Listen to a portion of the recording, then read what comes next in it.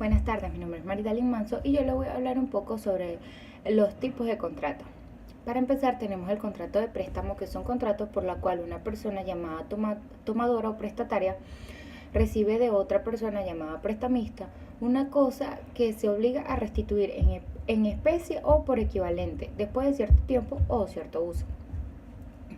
De segundo tenemos el contrato mutuo, que según el artículo 1735 del Código Civil venezolano lo define como el contrato por el cual una de las partes entrega a la otra cierta cantidad de cosas con cargo de restituir otras tantas de la misma especie y calidad. Las partes del contrato son mutuante, que es la parte de la que se le obliga a entregar cierta cantidad de cosas, y el mutuario, que es la parte que se le obliga a restituir otras tantas de la misma en especie y calidad. La ubicación del mutuo dentro de la clasificación de los contratos es que el mutuo es un contrato real, es un contrato unilateral. Por su naturaleza es un contrato gratuito, pero puede ser oneroso, como es el caso del contrato del préstamo de interés. Produce efectos reales, ya que transfiere al mutuario la propiedad de la cosa dada en préstamo, y las obligaciones del mutuario son obligaciones principales. Los elementos esenciales a la existencia de la validez del mutuo son el consentimiento, la capacidad y poder, el objeto, la causa, la legitimación, la entrega de la cosa y los gastos. Las obligaciones del mutuario están estipuladas en el artículo 1744 y 1735 del Código Civil venezolano, que son la obligación de restituir y la restitución en caso de préstamo de dinero.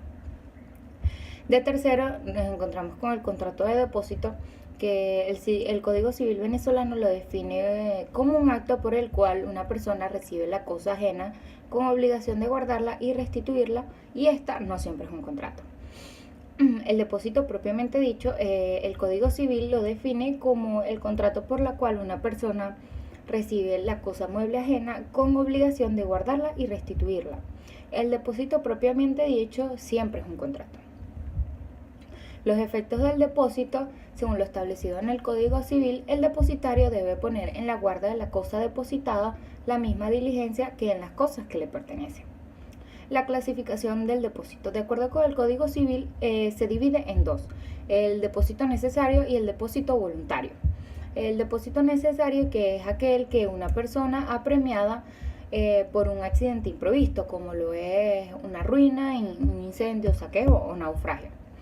Y el depósito voluntario es cuando es efectuado por el espontáneo consentimiento.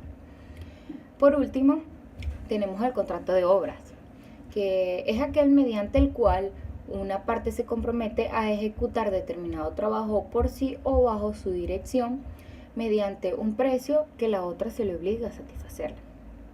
Las partes del contrato de obra se denominan en un comitente o dueño de la obra y otro contratista, operario, obrero y artesano. Pero en realidad los términos más aceptados son comitente y contratista. A su vez, el precio se denomina en compensación, honorario o retribución. Los efectos del contrato de obra. La obligación de los contratistas son dos: ejecutar la obra y entregarla. Al lado de ellas puede existir otras asesorías o secundarias, en el sentido de que tienden a hacer lo posible la actuación de las esenciales en mayor o en menor grado. Y entre las últimas puede mencionarse la obligación de suministrar materiales de la obra o de ejecutar trabajos previos, como son las llamadas obras provisionales en los contratos de construcción. Tenemos la obligación de ejecutar la obra, que es una obligación de hacer que pesa sobre el contratista, sin que ello implique que ésta deba realizar siempre en forma personal la prestación prometida, aunque a veces sí deba hacerlo. De segundo, es frecuentemente indivisible, sin que haya que distinguirse al respecto entre el contrato celebrado a precio por cuerpo y a precio por medida.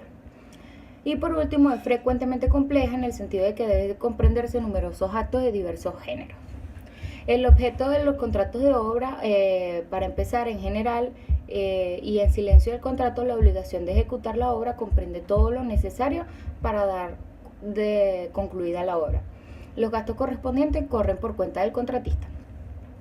Y por último, la obra en todo caso debe ser ejecutada conforme a las estipulaciones del contrato y en silencio de estas, conforme a las normas técnicas que generalmente son aceptadas. Gracias, esto fue toda mi exposición.